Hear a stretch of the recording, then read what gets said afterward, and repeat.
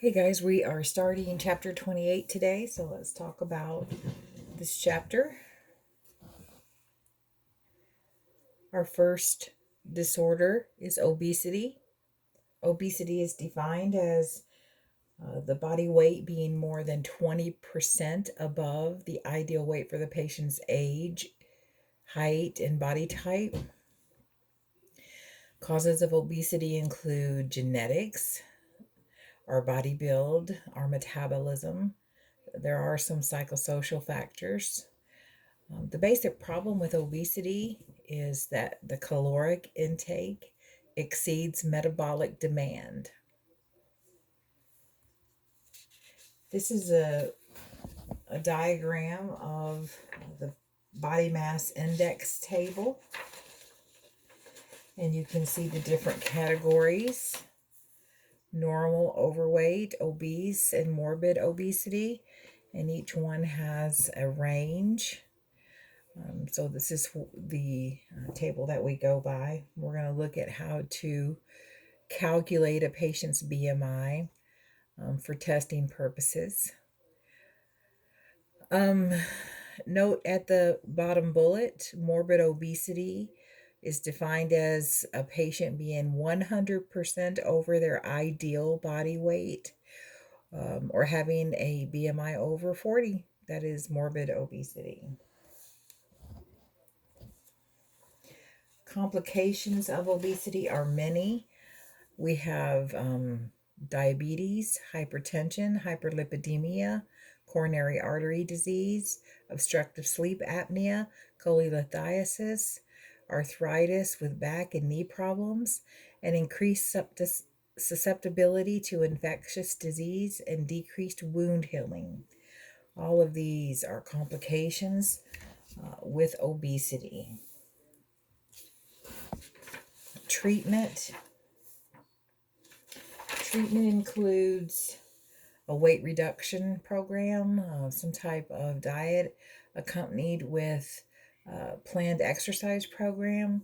We may also get a referral for a patient to have counseling for behavior modification.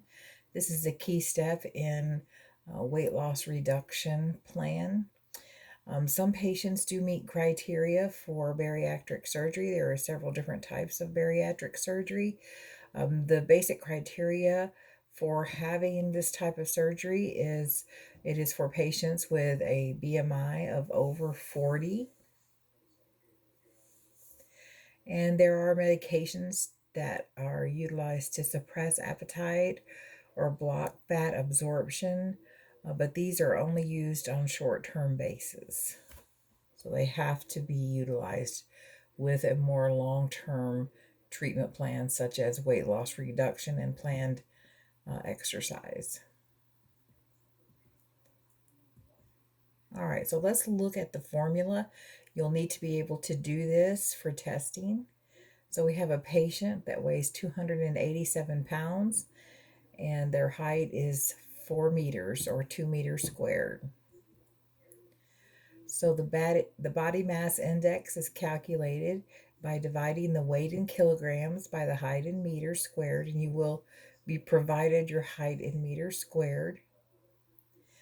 The piece of information that will change for testing is the patient's weight. So be able to calculate a BMI. So we're going to first transpose pounds into kilograms. So we're going to calculate that. 287 pounds divided by 2.2 kilograms. That should be kilograms, not pounds. We got a little error there. And that is 130 kilograms. So we have a height of 4 meters squared, and again, that will be provided for you in testing.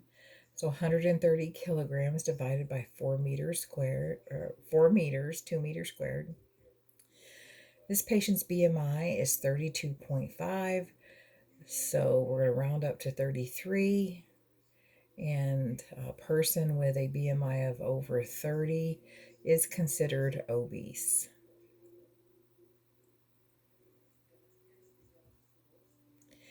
Nursing diagnosis for the obese patient would include imbalanced nutrition more than body requirements, as well as ineffective tissue perfusion, ineffective breathing pattern because of their size, and disturbed body image as well. The priority in an obese patient here would be the breathing pattern, and second would be tissue perfusion. So you have to think about priorities.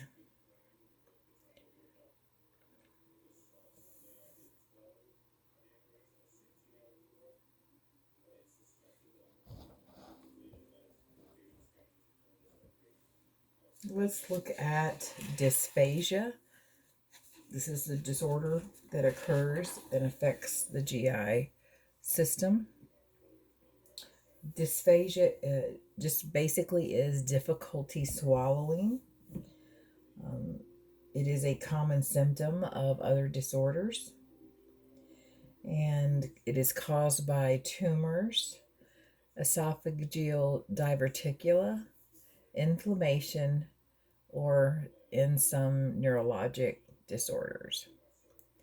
We're going to treat it and manage it with getting a speech pathologist to see the patient and evaluate the patient for specific most effective therapy for their problem.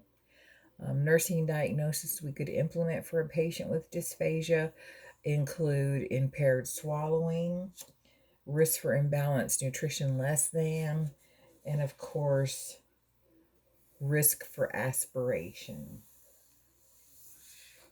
You want to help the patient by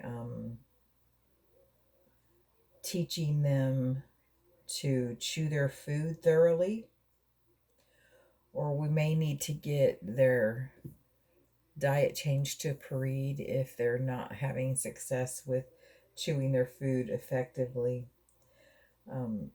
Have them drink liquids throughout their meal. For some patients with dysphagia, liquids actually will cause them to choke, so you want to evaluate that. And if that's so, then we may need thickening agents for the patient. We want to make sure the patient is sitting upright for meals, looking forward, and then, unless it's contraindicated, just remind the patient to tilt their head or to slightly tuck their chin in when they swallow. This will help with the swallowing process. We do not want them to throw their head back while eating or taking their meds. That actually can lead to aspiration and choking.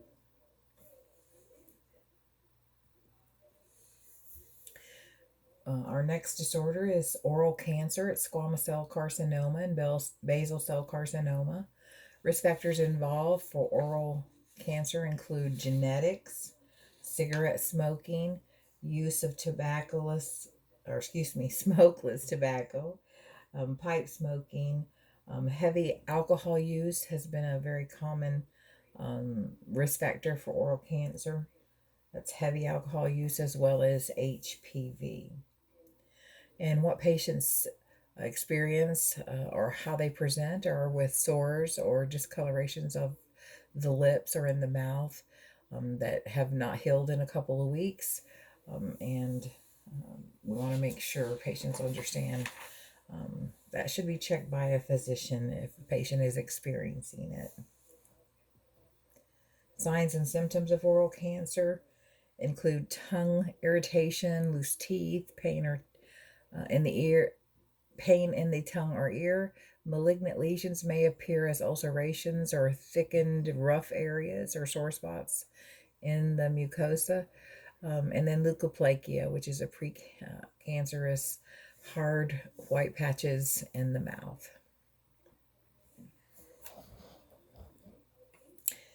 It's diagnosed with a biopsy of the lesion, and treatment will include a combination of surgery, radiation, and chemotherapy.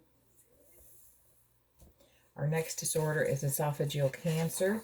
It can either be adenocarcinoma or squamous cell carcinoma. Cigarette smoking is the major cause of esophageal cancer in the United States, and is most linked to heavy alcohol consumption and smokeless tobacco use. So those are risk factors we need to identify in patients. Um, the the typical disease process presents only when advanced. So this cancer is usually not discovered until it's in its last stages, its final stages. The signs and symptoms patients experience are a progressive dysphagia, a feeling of fullness in the throat, pain, and weight loss. They're going to run some diagnostics to confirm the diagnosis. We'll do a barium swallow test or maybe an esophagogastroduodenoscopy and a biopsy to confirm that it is cancer. The treatment would include surgery, radiation, chemotherapy, combination depending on the patient's need. A hiatal hernia is a protrusion of the lower esophagus and the stomach up through the diaphragm and into the chest. It's a hiatal hernia. It is caused by a weakness that occurs in the diaphragm muscle where the esophagus and stomach join, but they don't exactly know what causes it to occur. There are factors that we think lead to hiatal hernias or can lead to hiatal hernias. Anything that causes excessive intra-abdominal pressure, which we're going to talk about in a few minutes. It would be things like, let's just go ahead, heavy lifting, chronic cough, people who have constipation and strain with defecation. If a patient has ascites, all of these things increase intra-abdominal pressure and can lead to hiatal hernia. Also, trauma, long-term bed rest in a reclining position, and then the high-fat diet. Know what causes a hiatal hernia. Signs and symptoms include indigestion, belching, substernal and epigastric pain, and feelings of pressure after eating. Treatment, we're going to place the patient on medications. We're going to teach the patient about eating, the most beneficial eating pattern, and measures to avoid the increased intra-abdominal pressure. So, and then there are also surgeries that can be used. Medication-wise, we want, typically with hiatal hernia, they're going to treat it by initiating a weight loss program. If the patient is overweight, we want to teach the patient to avoid any tight-fitting clothes around their abdomen. They can take antacids and histamine receptor antagonist, those H2 receptors antagonists, and we suggest that they elevate the head of their bed 6 to 8 inches so that they can stay in an upright position to help. And also, they may be prescribed some protein pump inhibitors. We want to teach the patient about diet. They should eat a low-fat diet. Fats actually relax that sphincter and will lead to the patient experiencing reflux. So fatty foods are limited. Also, alcohol, chocolate, caffeine, and smoking. All of those things should be avoided. Make sure the patient understands they should not eat several hours before going to bed, at least 2 to 3.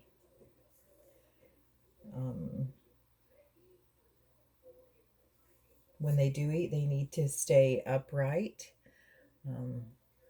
for 2 to 3 hours and then not go to bed for 2 to 3 hours, not lay down. Lifting or moving heavy items should be avoided. And if they're at home and can't raise the head of their bed, then we want to wedge a pillow behind them, or again, use blocks to tilt the head of the bed.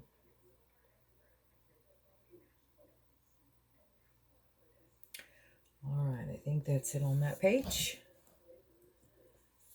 Next disorder is GERD. GERD occurs when there is a backward flow of gastric contents from the stomach into the esophagus. It is caused by abnormalities around the lower esophageal sphincter. And what patients experience is heartburn, dyspepsia and reflux, chest pain, coughing, dysphagia, belching, flatulence, and bloating after eating are all signs of GERD. And the patient has worsening symptoms when they lie down. It is diagnosed by an EGD, and treatment and care are focused on diet therapy, lifestyle changes, drug therapy, and educating the patient about the disease. We want to teach the patient that medications they may take include antacids, H2 receptor antagonists, protein pump inhibitors, and prokinetic drugs. If the non-invasive or more conservative medical treatment is not effective, the patient will need surgery, and they may have to have a fundoplication.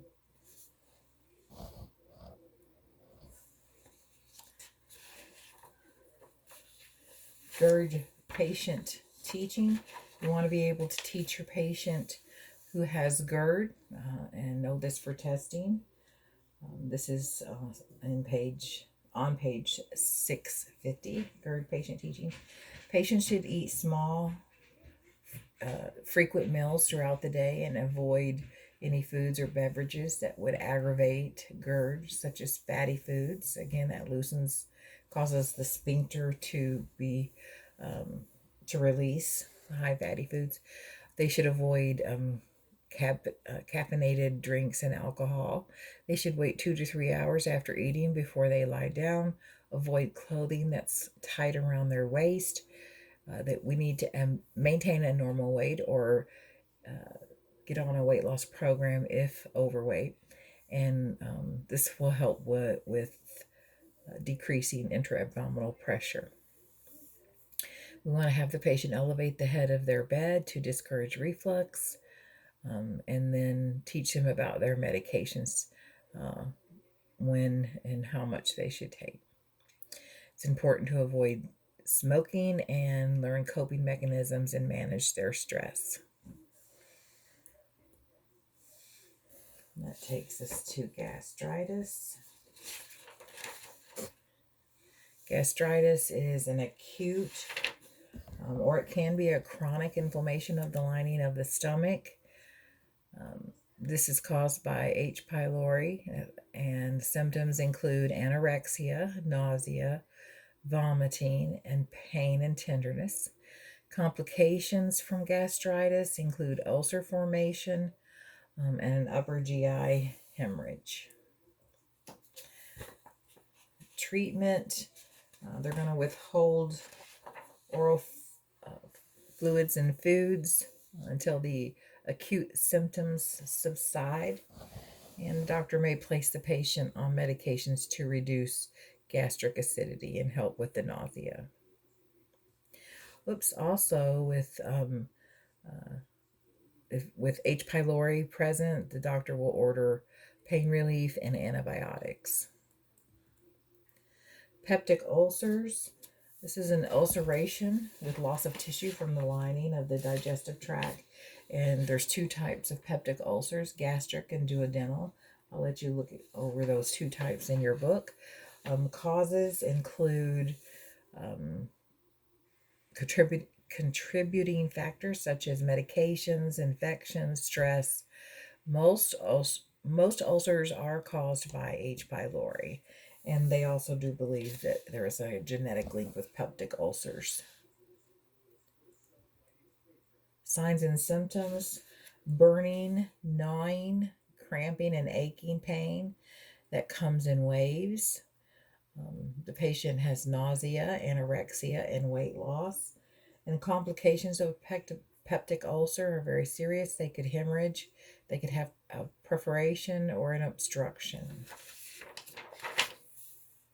A perforation is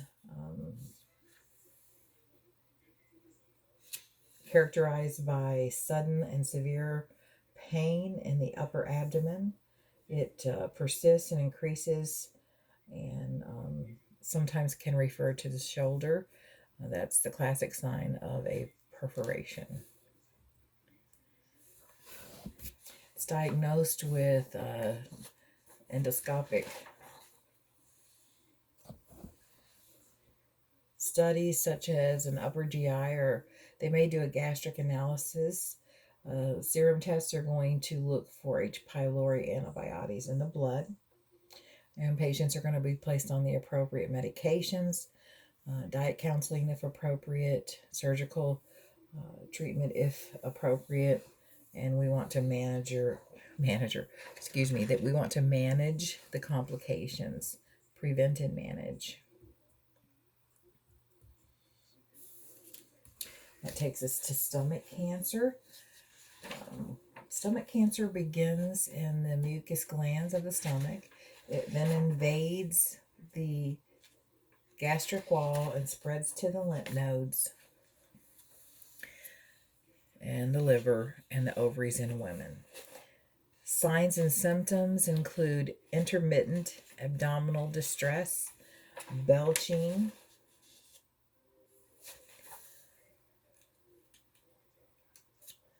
paleness, weakness, fatigue, dizziness, shortness of breath. Anemia is an underlying cause of these symptoms. Patient may have blood in their stool. Late signs and symptoms of stomach cancer include vomiting, ascites, liver enlargement, and an abdominal mass. Stomach cancer is another one of those cancers that by the time the patient presents, they're usually in their late signs and symptoms.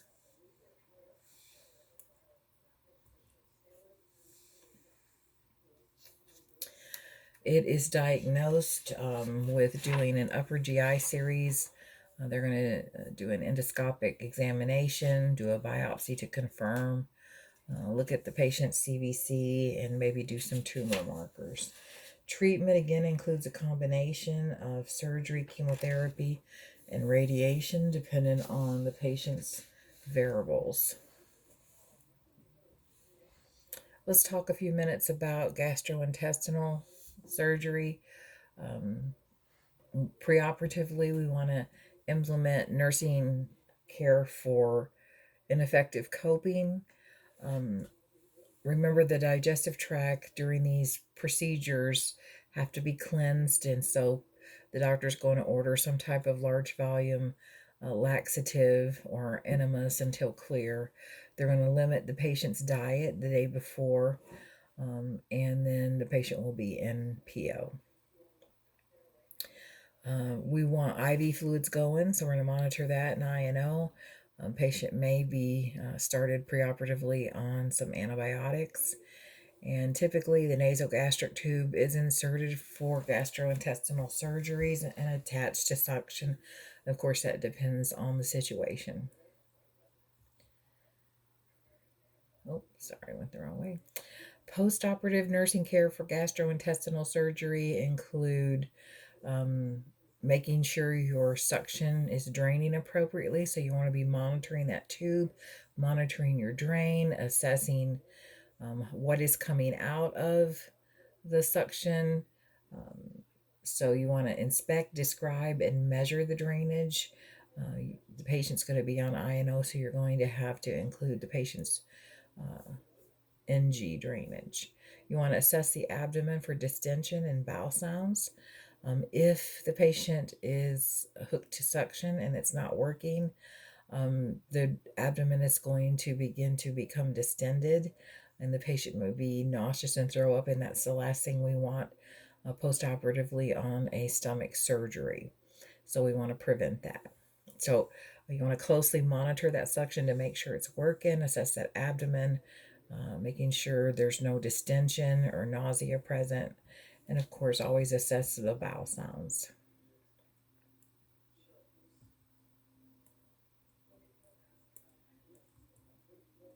Oh, sorry guys, hitting the wrong button. Therapeutic measures include gastrointestinal decompression, and that's to relieve or prevent stomach distension, abdominal distension. Gastrointestinal intubation, that's for tube feedings, and that can be delivered by gravity or by a pump. And then we're going to talk about total parenteral nutrition, which is nutrition that goes in your veins, and it totally bypasses the digestive tract. It delivers nutrients directly to the bloodstream. Key points to remember with GI suction: always monitor the patency of the tube, observe for movements. Observe for movement of fluid through the tubing to make sure that it is working appropriately. If the tube does not seem to be draining, you want to change your patient's position. That is the initial nursing intervention when a patient's gastrointestinal tube is not working. Change their position, and then notify the physician if the drainage does not resume.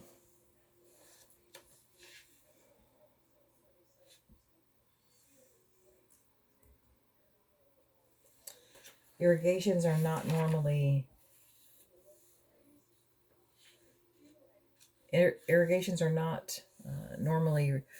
routinely done on patients with gastrointestinal decompression, but occasionally a physician may order it.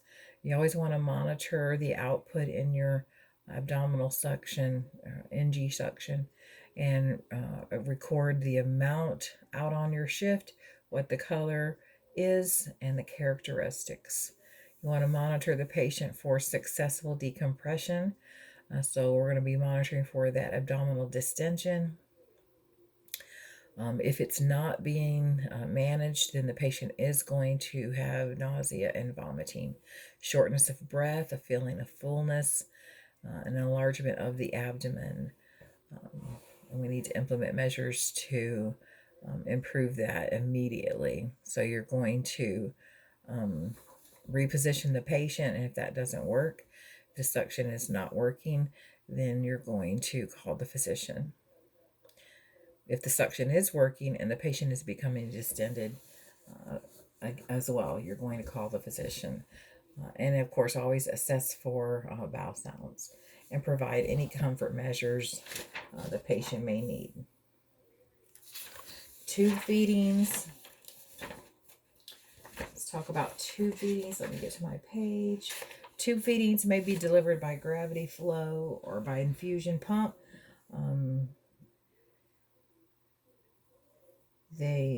You want to be certain tube placement is checked by an x-ray after it is surgically placed and before you initiate the first feeding. This information, by the way, is on page 664 of your book. You always want to be sure to check and record residual volume every 4 hours or as ordered by your physician.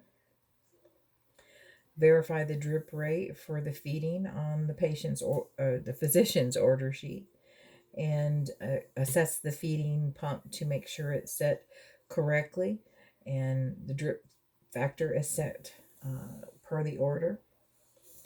And check your formula to make sure it is the correct formula ordered by the physician.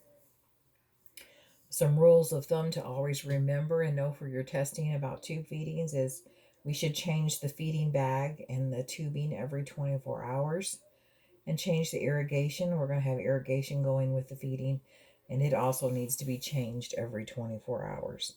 If a patient is having a continuous feeding, and it's not just a bolus, with continuous feedings, we want to only add 4 to 6. Our slide says 4, so add 4 to 6 hours of formula to the bag at a time, and this helps prevent bacterial growth in that closed system. And again, every 24 hours we change the bag and the tubing, and only put in 4 to 6 hours for continuous to decrease bacterial growth. You always want to keep the head of the bed up at least 30 degrees during feeding, and for 1 hour after intermediate feedings or bolus feedings. And for continuous feeding, the patient needs to stay in a semi-Fowler's position. Always confirm placement, as I said, by x-ray after surgical placement of the feeding tube before administering the first feeding. When a patient has continuous feedings, the placement needs to be checked at least once a shift.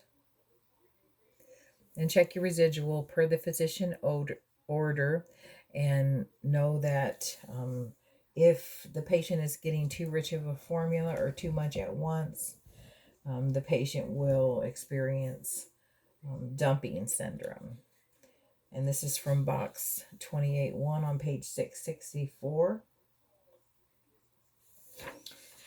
And be able to identify a patient with dumping syndrome. Again, this occurs after rapid feedings or after getting a formula that's too concentrated. The patient will experience a cold sweat, abdominal distension, dizziness,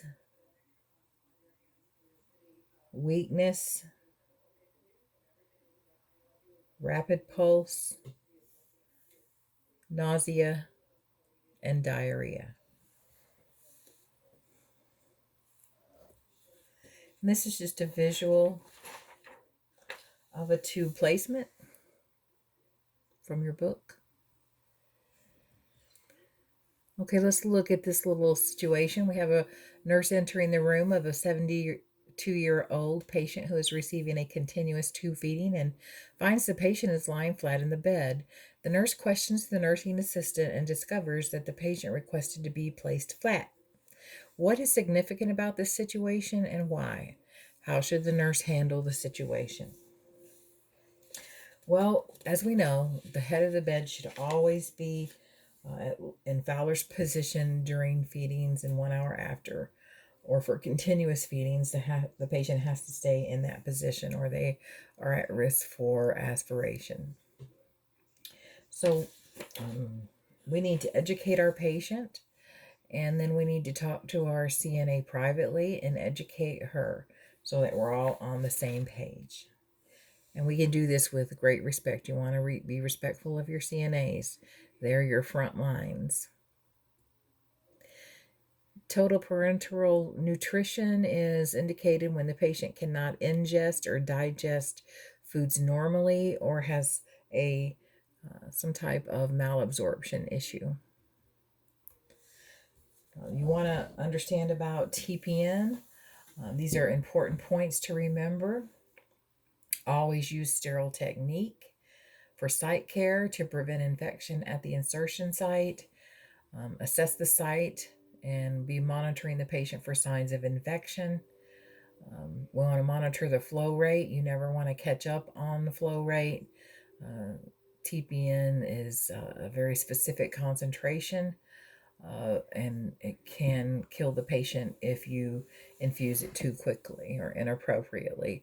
All TPN lines are labeled, and we don't use those lines for any other type of medication for any reason. We want to monitor for hyperglycemia, hypoglycemia, assess your temperature, and assess intake and output. And if the patient is having some kind of new onset disorder or disease process leading to TPN, we want to assess their coping mechanisms.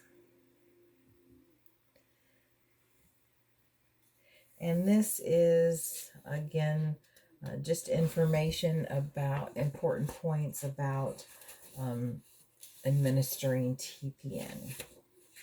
And it's basically the same things that I have just said. So I'll let you read over this slide on your own. Be sure you will be able to answer questions about the appropriate care of a patient who is receiving TPN. What should you be doing? What should you be monitoring?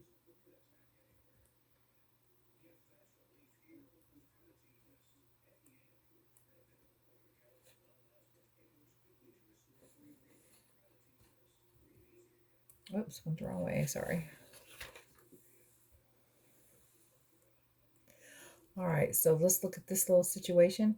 We have a 69-year-old woman who underwent a bowel resection surgery for removal of a tumor, and she is receiving TPN. She's receiving TPN through a central venous catheter. The patient's finger stick blood glucose level is 250. Her temperature is 101.2, and the nurse notes purulent drainage at the catheter insertion site. What is the concerning data in the scenario, and what does this indicate? Well, the concerning data is a blood glucose level of 250, temperature of 101.2, and purulent drainage in the catheter site. What does this indicate for the patient? She's got an infection going on. Oops, sorry, I'm in a wrong position for hitting my button. All right, so here are the main points you need to take away from monitoring TPN.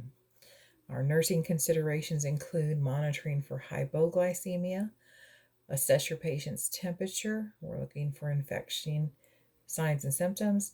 You want to make sure you're assessing INO. Use sterile technique always for site care, and monitor a patient's hyperglycemia.